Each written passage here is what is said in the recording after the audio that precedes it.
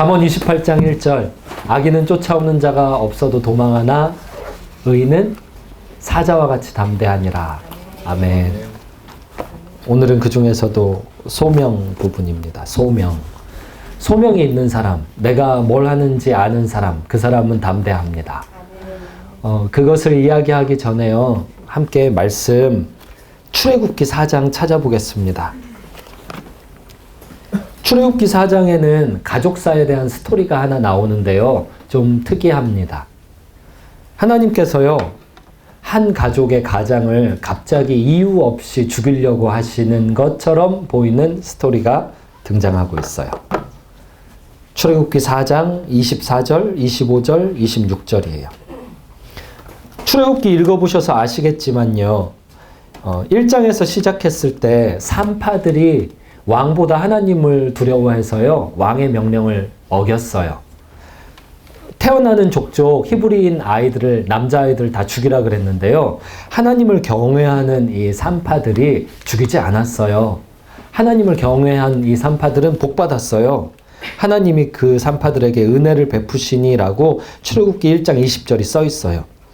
그 은혜 때문에 그 백성이 강건해졌다. 그 백성이 번성하고 매우 강해졌다. 그렇게 기록되어 있어요. 히브리 산파들은 노예 중에서도 노예, 가장 힘없는 사람 중에서도 힘없는 사람이었어요. 그 사람들이 하나님을 경외했어요. 그들을 통해서 하나님이요, 온 나라를 강하게 만들어 주셨어요. 그 속국, 노예 백성, 이스라엘을요, 다 강하게 만들어 주셨던 이유가 하나님을 경외하는 이 산파들, 여자들 때문이었어요. 잠언 31장이 떠올라요. 고운 것도 아름다운 것도 다 거짓되고 헛된 것이지만 누가 칭찬받는다 그랬죠? 여기 여호와를 경외하는 여자들 때문에 온 나라가 강해졌어요. 그리고 그들에게 은혜를 베푸신 하나님의 은혜 가운데 모세가 태어났죠. 모세의 부모님은 오히려 모세를 이렇게 믿음으로 담대하게 왕의 명령을 어겨서 이렇게 키우기보다는 갈대상자에 넣어서 왕의 명령에 반절 정도 순종하면서도 하나님의 믿음에도 조금 반절 정도 이렇게 양쪽을 다 붙잡은 행동을 했어요. 그게 나일강에 띄울 때 갈대숲 사이에 아이를 상자에 넣어서 그걸 마치 노아의 시대 방주처럼요, 조그만하게 축소시킨 방주를 만들어 가지고요, 거기에 띄워놨어요. 그리고 어떻게 되나 보자, 하나님의 은혜를 기다렸죠. 그리고 건진 받았죠. 모세, 바로의 딸, 공주가 데려다가 키우고요, 그 순간을 딱 타이밍을 잡아서 모세의 누나가 뛰어나와서 히브리인에게서 유모를 데려다가 키우게 할까요? 그러면서 키우게 되죠. 엄마가 직접 공식적으로는 유모, 그리고 실질적으로는 엄마가 키우게 되죠. 그러면서 모세가 신앙교육을 받고 이제 하나님 앞에 여러 가지 우여곡절이 있었어요. 40년. 그동안 모세는 많이 바뀌었어요. 그리고 지금 순종하러 가는 길이에요. 순종하러 가서 하는 일이 200만 명이 넘는 사람들을 구원해내는 일이죠. 오늘날로 말하자면 초대형 교회의 등장이에요. 성도가 200만 명이 넘어요. 그 교회를 이끄는 담임 목사가 지금 되는 거예요. 요 사막만 건너가면 돼요.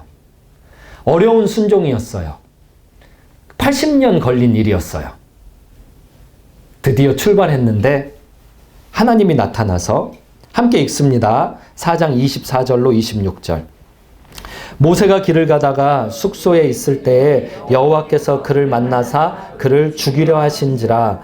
십보라가 돌칼을 가져다가 그의 아들의 포피를 베어 그의 발에 갖다 대며 이르되 당신은 참으로 내게 피남편이로다 하니 여호와께서 그를 놓아주시니라. 그때 십보라가 피남편이라 함은 할례 때문이었더라. 아멘. 순종하러 가는 길에 하나님께서요, 그를 만나사 그를 죽이려 하신지라. 그렇게 그를 이렇게 나와요. 다른 이유 때문에 오신 게 아니에요. 딱 죽이려고 나온 거예요. 하나님이 작정하고 나오신 거예요. 그를 딱 죽이려고 나온 거예요. 궁금해요. 앞뒤가 잘 안 맞는 것 같아요. 1장에서부터 4장까지 오면서 모세 한 사람 80년 동안 하나님의 리더로 키웠거든요.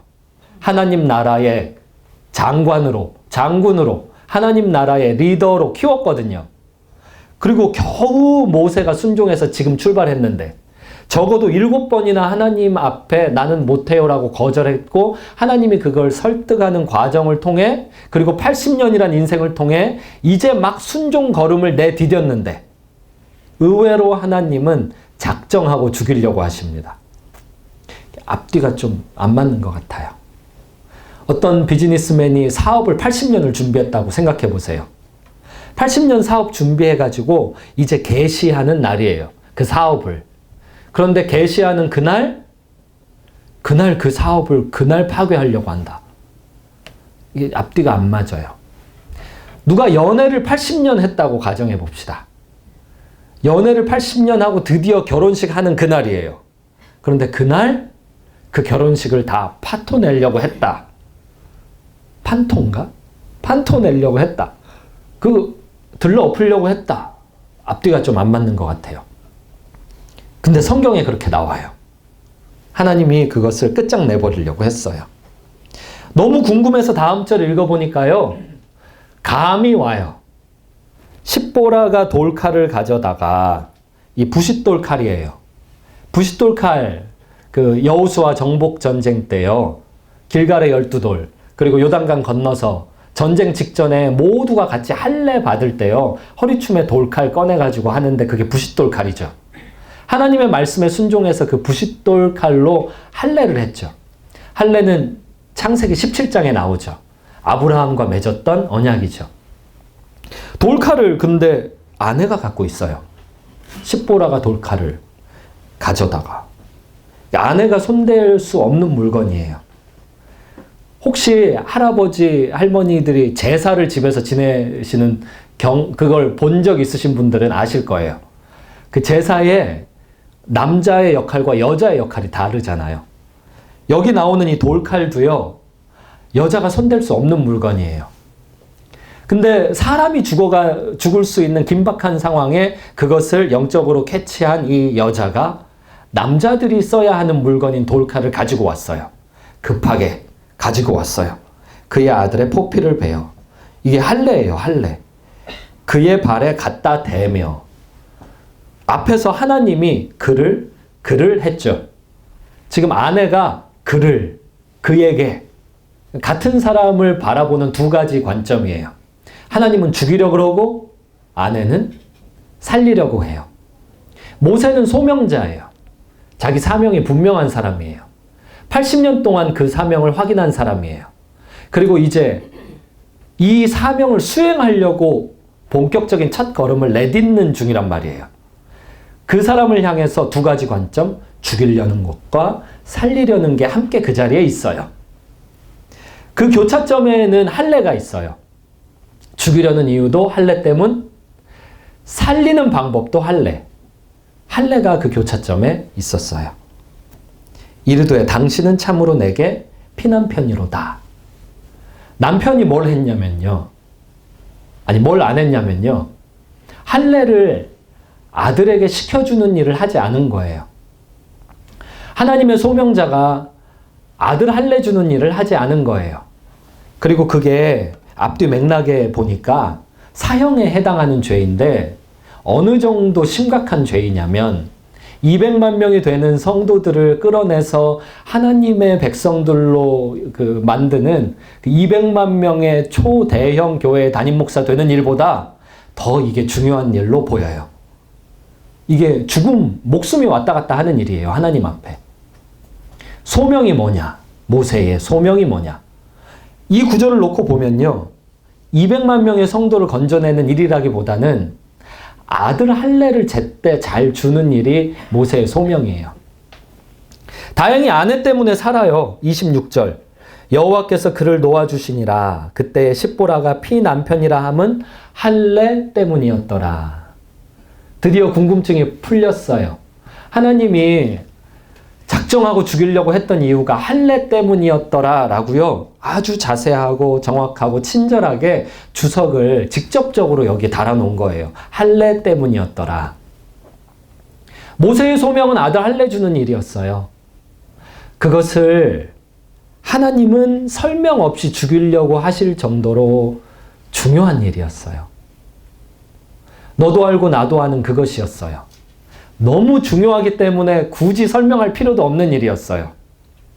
할례가 무엇인지 성경을 읽어온 우리는 알아요. 그게 창세기 17장에 나와요. 이야기를 거슬러 올라가자면은 창세기까지 가야 되는데 아브라함 찍고 갈게요. 아브라함이 하나님의 사람으로 뽑혔죠. 갈대아 우르 지역에서부터 어찌 보면은 유대인이라기보다는 이방인이잖아요. 갈대아 우르 지역에서부터 하나님께서 선택하신 인물이었어요. 믿음의 사람으로 하나님이 삼았어요. 아브라함이 해야 될 일은 아내 사레를 통해서 하나님의 백성을 만들어내는 일이죠. 그 아들은 우리가 스토리를 알기 때문에 뒷이야기를, 결과를 알죠. 그 아들의 이름은 이삭. 이삭을 만드는 일이 아브라함의 소명이에요. 이삭을 낳고 이삭을 통해서 온 세계를 하나님의 백성으로 덮는 일이 아브라함의 소명이에요. 그런데 아브라함이 그 소명을 잘 수행하지 않았죠. 일단 그 아내부터 팔아치우려고 했죠. 자기 배고프니까 그 아내부터 팔아치우려고.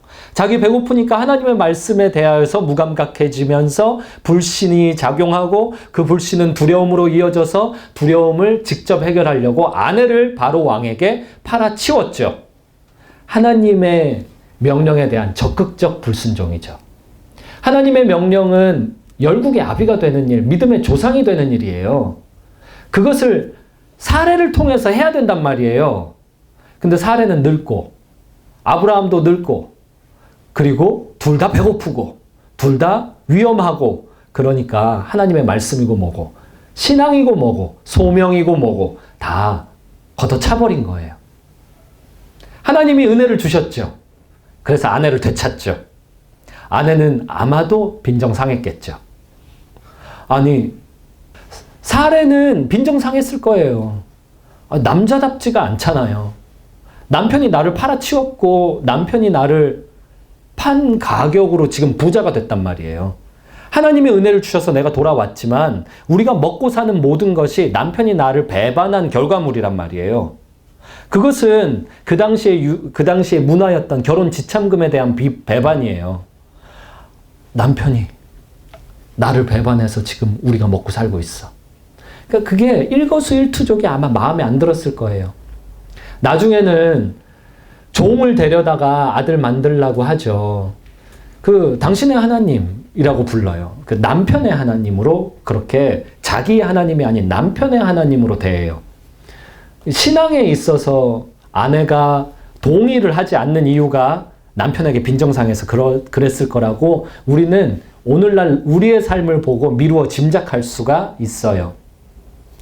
왜 여종을 데려다가 자기 남편한테 자기 여종을 데려다가 아이를 만들라고 하겠어요. 그게 꼭 만들라는 그런 뜻은 아닐 수도 있지 않았을까요? 저는 아직도 여자의 마음을 잘 모르겠어요. 복잡해요. 예스라고 할 때 예스가 아닐 때가 많고 노라고 할 때 노가 아닐 때가 많아요. 예스이지만 당신에 의해서 이게 노로 바뀌었으면 좋겠다. 이런 게 많아요. 내 여종을 데려다가 아들을 만들어라. 그때 남편이 아브라함이 여보 내가 잘못했어. 그때 하나님의 명령에 내가 순종을 끝까지 하면서 당신을 지켜줬어야 되는데 그때 정말 미안해. 그러면서 끌어안고 울기를 혹시 바라진 않았을까요? 근데 아브라함은 좋죠. 아이를 만들죠. 이스마엘을 낳죠. 나중에 요셉이 팔려 나갈 때 그 이스마엘 족속에게 팔려가죠. 노예로. 그 이스마엘 족속은 오늘날까지도 예수님을 믿는 일에 가장 적극적으로 반대하는 세력이 되었죠. 아브라함은 그것만 잘못한 게 아니에요. 그거 말고도 계속 불순종, 불신앙 속으로 일관합니다.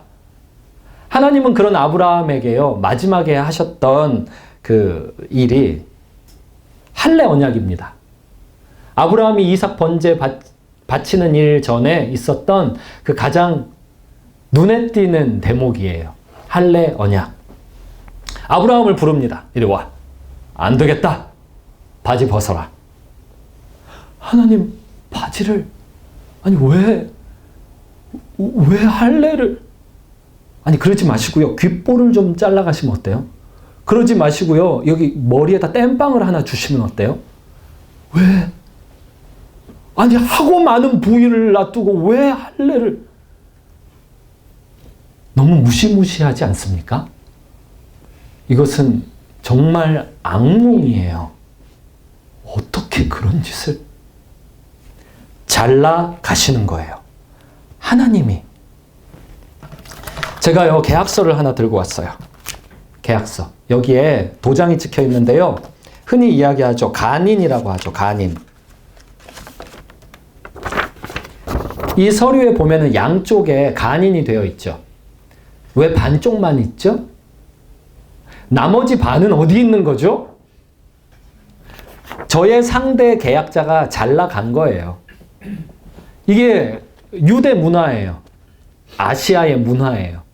잘 나가는 거예요. 만약에요, 이것을 어기잖아요? 여기 계약서에 명시되어 있는 걸 어기잖아요? 그러면은 이 간인처럼요, 이 계약자가 잘라지는 거예요. 그게 베리트예요. 잘라가는 거예요. 잘라간 상대방과 나 사이에는 목숨을 건 계약이 있는 거예요. 그게 베리트, 곧 언약이며 곧 거룩이라는 뜻이에요. 그 언약을 잘 지키면 목숨이 보존되고 축복받아요. 그 언약을 어기면 내가 쪼개져요.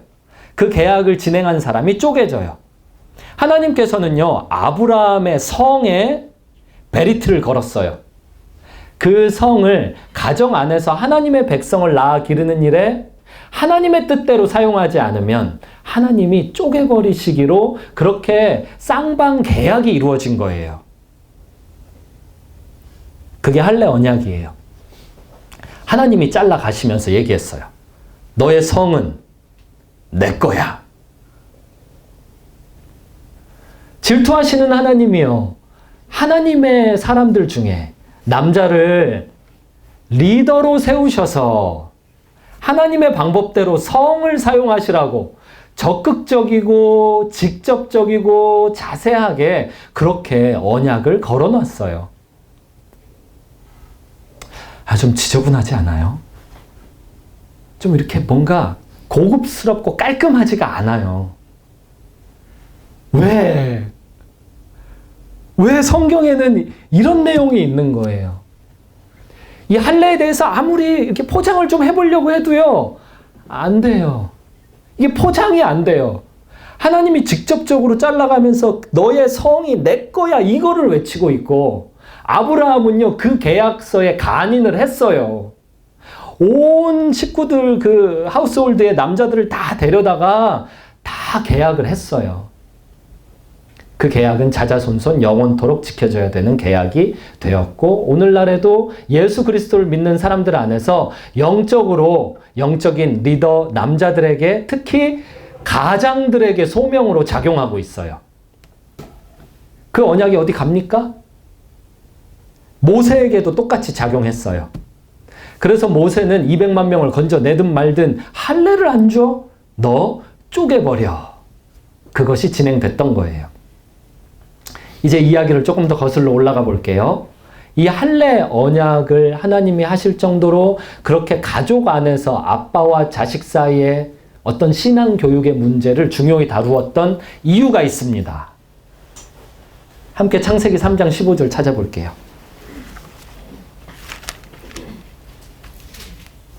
창세기 3장 15절은 신학자들에 의해서 원시복음이라고 불리우는 구절입니다.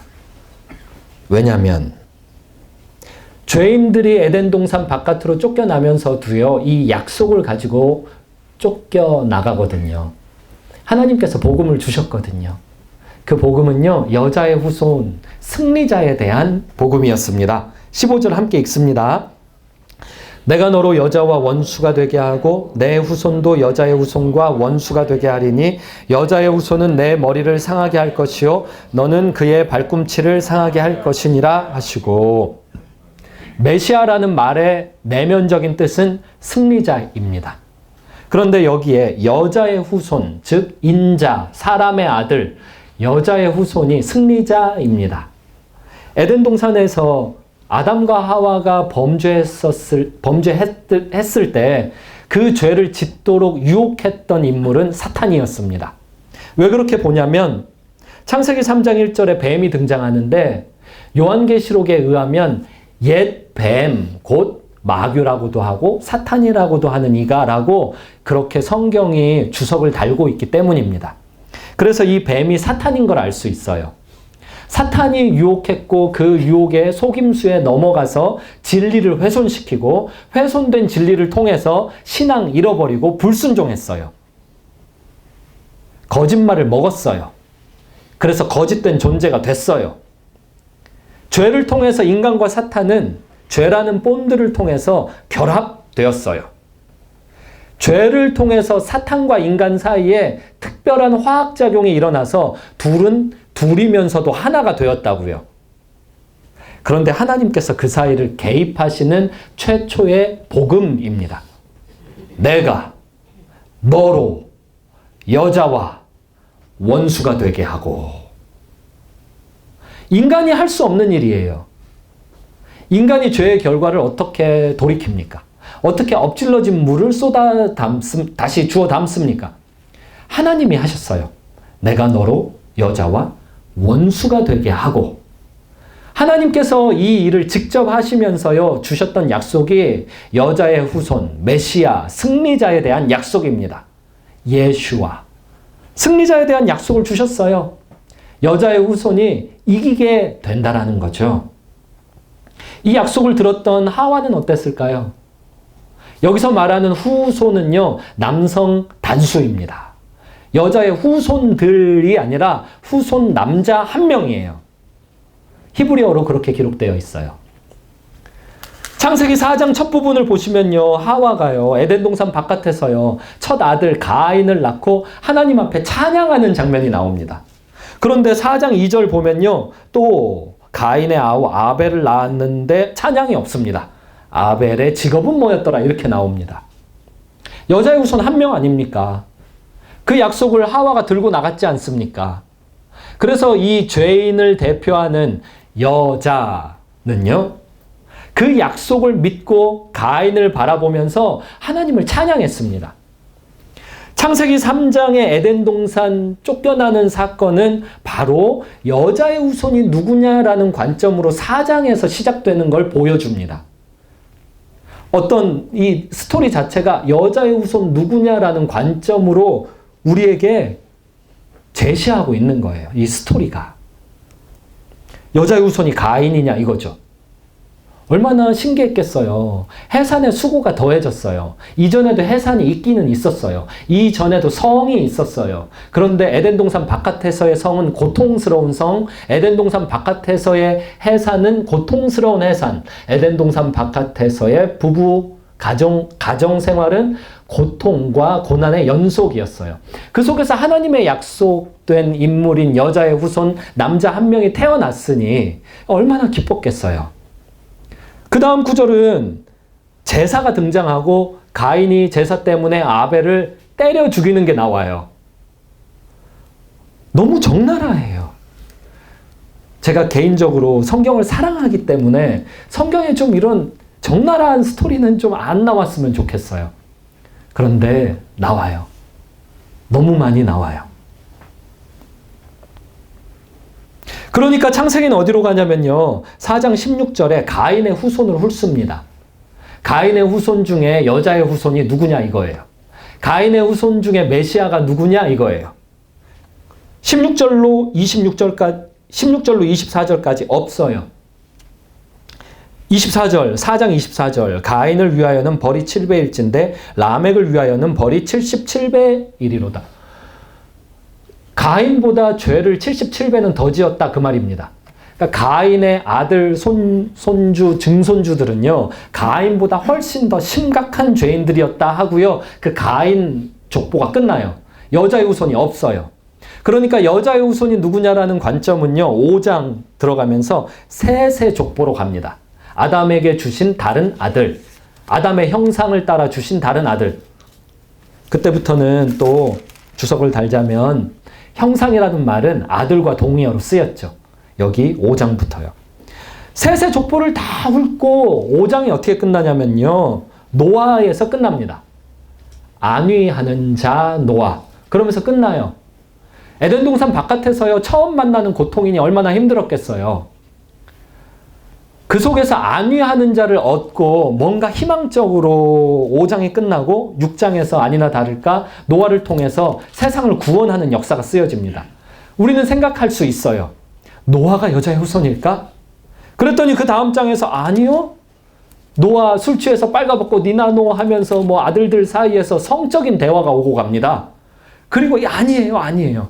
아비의 하체를 보고의 그 하체는요, 이후 구약 성경에서요, 히브리어 이 구약 성경 언어로 등장할 때 항상 뭔가 그 야한 것, 어떤 저질스러운 야한 것을 가르칠 때 하체라는 표현을 썼거든요.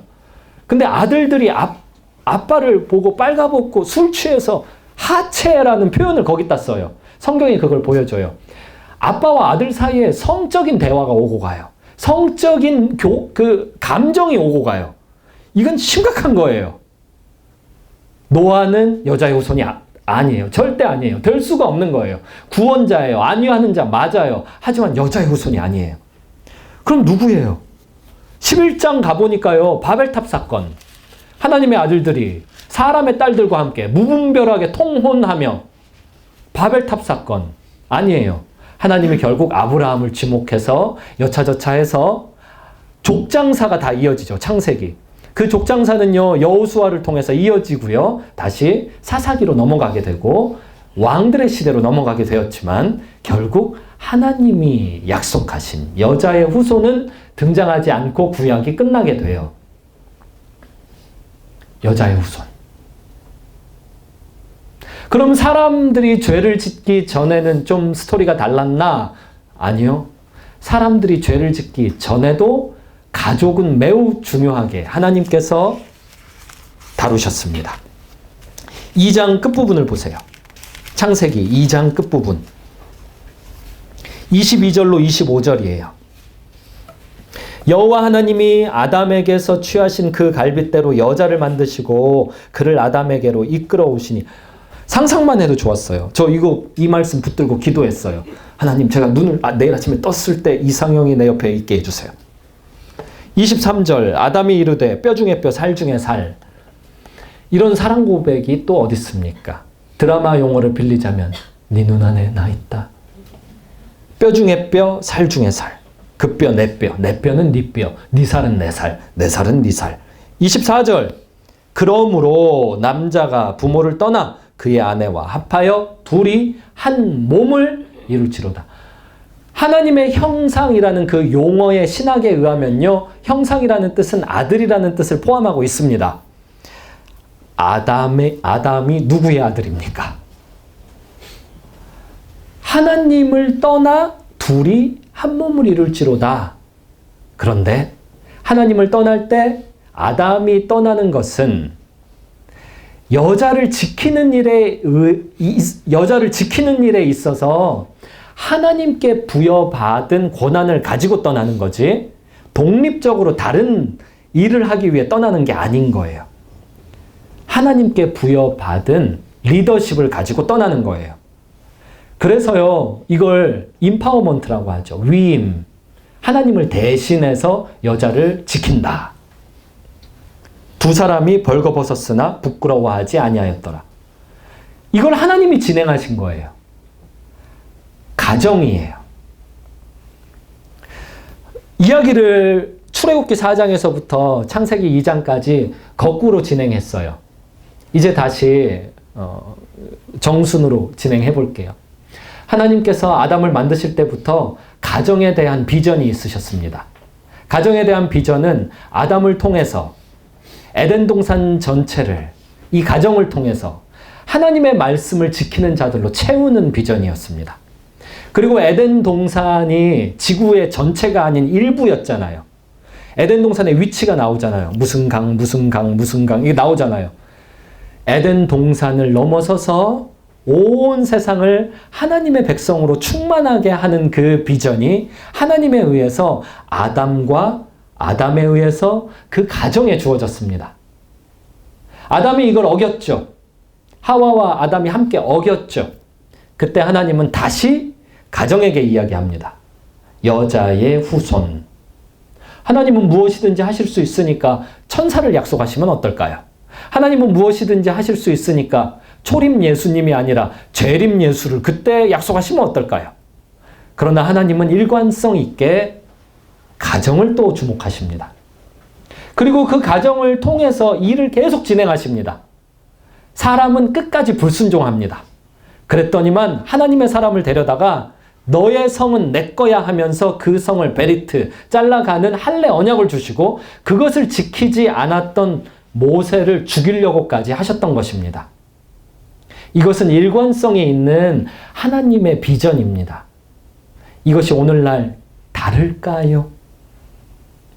예수 그리스도가 창세기부터 예언되었었는데 예수 그리스도를 가정을 통해 주시기로 약속하셨는데 그게 오늘은 다를까요?